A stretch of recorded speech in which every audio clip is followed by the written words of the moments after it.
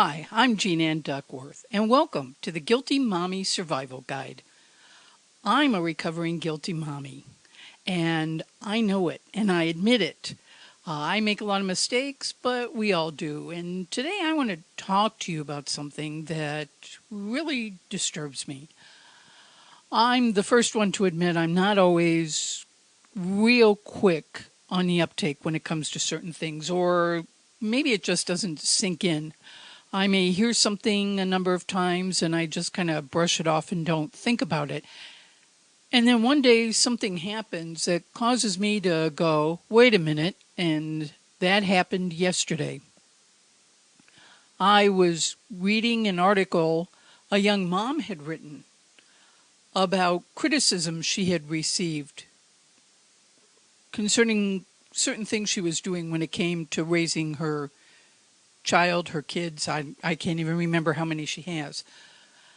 I'm not going to go into the details. It's neither here nor there. What the article, the blog post, the piece was really about was a phenomenon known as mommy shaming. I guess this is the mommy version of Mean Girls. And I have to admit, it disturbs me. It disturbs me as a mom. It disturbs me as a woman, and as a pastor, it really disturbs me. One time, Jesus was asked, "What's the greatest commandment?" And he told the young man who asked him the question that it was to love God with all your heart and to love your neighbor as you love yourself. What's interesting about this is in Jesus' time, perhaps a unique part of that statement was loving your neighbor as you love yourself, because people were so busy just trying to survive that they probably didn't give a whole lot of thought about their neighbors. As time has gone on, what I'm finding is for us, it has to do, well, for a while there, it had to do with the fact that we really didn't show a whole lot of love for ourselves. We tended to treat other people a whole lot better than we treated ourselves. Now, suddenly, what I am seeing is the fact that we don't love ourselves a whole lot, and because of that, we're going to treat everybody else pretty bad as well, because if I feel bad, everybody else needs to feel bad too, or worse than that. If I only see myself being up to here, my opinion of myself is really low, I want to drag you down to my level. I can't help but think that these mean mommies, these mommy shamers, actually are filled with a lot of self-doubt when it comes to their own child rearing abilities. I honestly can't believe that they think they are the be-all, end-all experts when it comes to child rearing. I'm sure there are a few of them in there who think their opinion is just the greatest thing since creamy peanut butter, but I really think most of them are questioning their own ability, and because of that, they want to drag everybody else down into that bucket with them. Bucket. Crabs. Crabs are just fascinating creatures. If you go crabbing, you need a bucket, but the bucket doesn't have to be real deep. In fact, the bucket can be shallow enough that a crab can reach up and grab the edge of the bucket and begin to pull itself out of the bucket and escape. But the crabs never get out. As soon as the other crabs see that one crab is starting to gain its freedom, they latch onto it and try to use it as their means of escape. And in the process, they pull the first crab back down into the bucket. The crabs keep each other down in that bucket, and thereby guarantee that none of them succeed. Why would we want to do that as mothers? It's tough enough raising kids. Kids do not come with an instruction manual. In spite of all the information out there, each child is unique, and because of that, each has to be dealt with in a different manner. And none of us can know the absolute right way to do anything. You just have to do the best you can. And I can tell you, as somebody who's through the process, when you get to the end and you look back, you realize, yeah, I did okay. Everything turned out pretty good. It's unfortunate that nowadays we have the internet, which, as Monk used to say when talking about his OCD, it's a blessing and a curse. It's a blessing because when we need information or we need advice or we need help, hold on a second, I have to scold the cat. Mimi, stop that. Thank you. When we need advice or information, we can turn to the internet. It's right there. But it's a curse because, well, if we're looking for information, there's too much information. If you want to know how to potty train a child, there are as many techniques and solutions and tips as there are children in the world.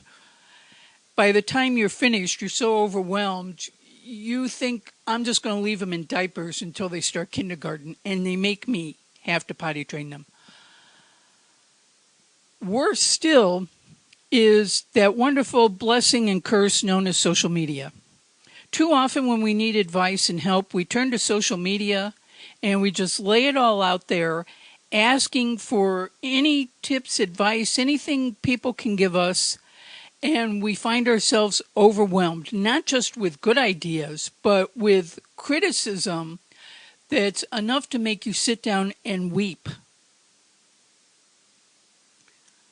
I don't know why people do that. Well, I do know why. It's like I said, I think a lot of them just kind of doubt what it is they're doing.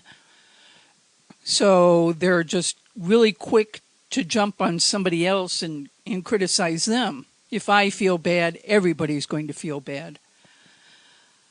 But I really feel we need to be supporting and helping one another. So I wanted to rant a little bit today. I'm kind of done ranting. Now comes to the advice part. If you are the one seeking help and you want to turn to social media, I'd like to offer you just a few tips.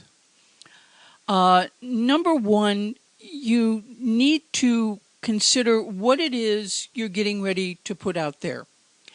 If you would not be willing to stand up in the PTA meeting, a crowded gymnasium, cafeteria, whatever it might be, with a bunch of strangers, and at the top of your voice, ask the question, say the words you're about to share on social media, you may want to think twice about going on social media and posting it.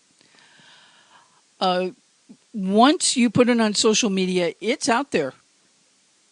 And unfortunately, anybody can find it and comment on it, and they do.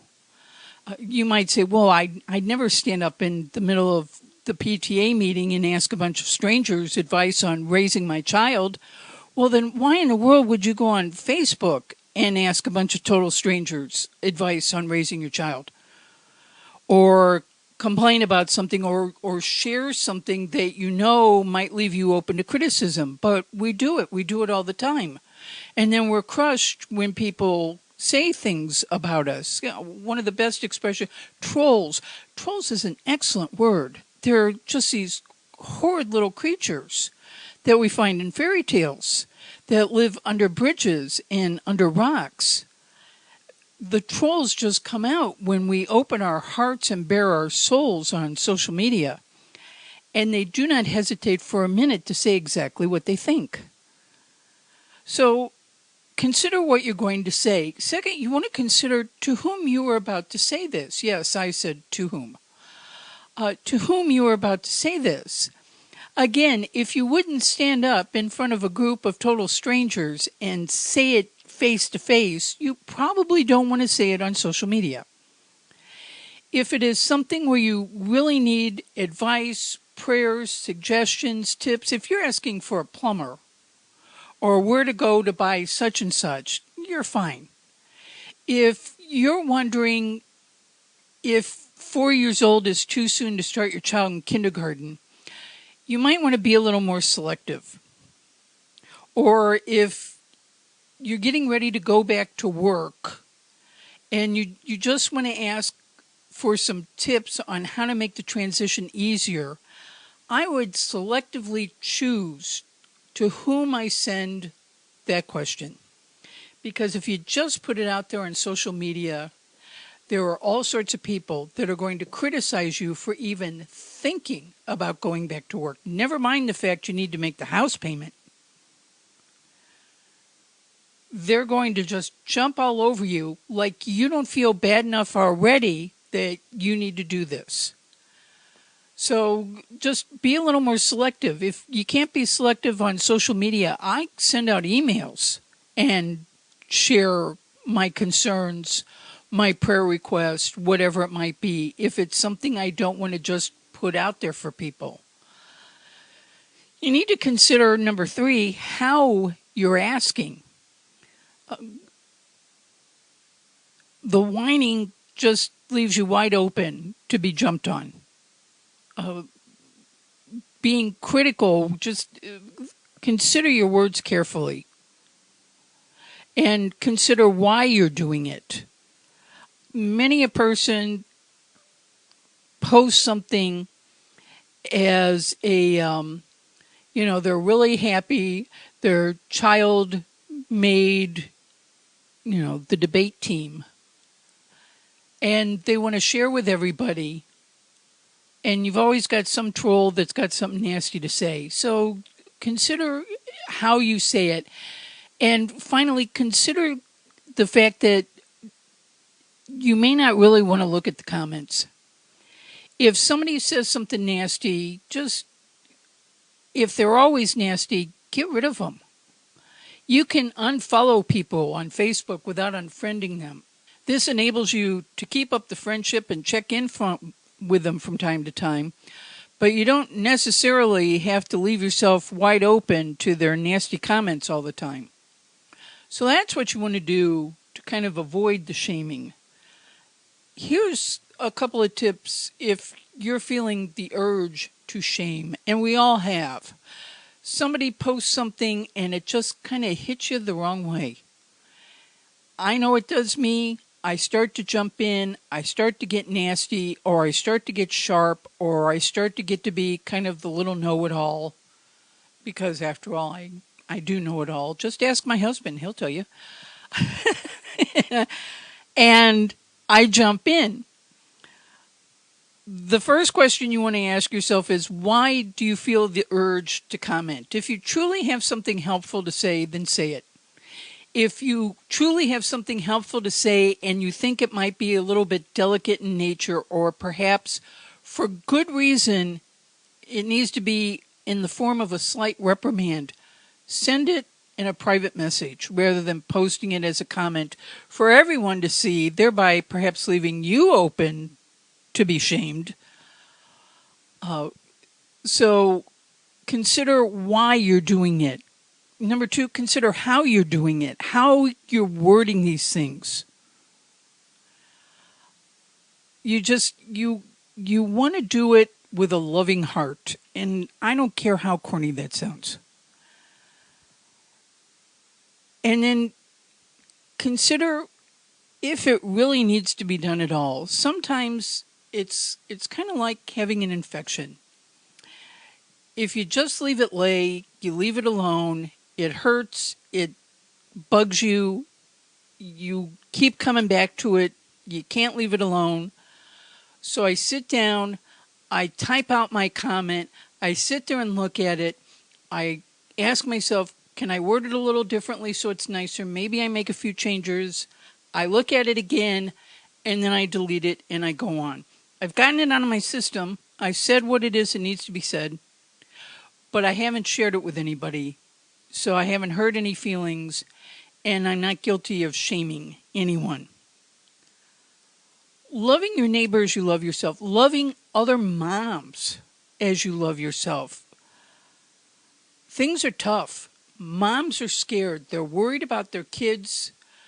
They're concerned about their families and their neighborhoods. A lot of moms are scared right now for an infinite variety of reasons. And the last thing they need is one of us being witchy about it and jumping all over them when they're truly seeking helpful advice. Compassion and empathy go a long way, and it really doesn't take much. So before you shame anybody, ask yourself, how would I feel in their place? How am I approaching this? Why am I doing this? And what will I really accomplish with my words? If all you accomplish is for a brief moment making yourself feel better before you feel incredibly ashamed by what you said, then you need to not do it. I could go on, and I probably have gone on too much, but this trend of mommy shaming, it absolutely needs to stop. We need to encourage one another, and we need to go back to the, if you can't say something nice, then sit down and shut up. I'm Jean Ann Duckworth, the Guilty Mommy. I'm wishing you a day filled with simple joy. I'll talk to you next time.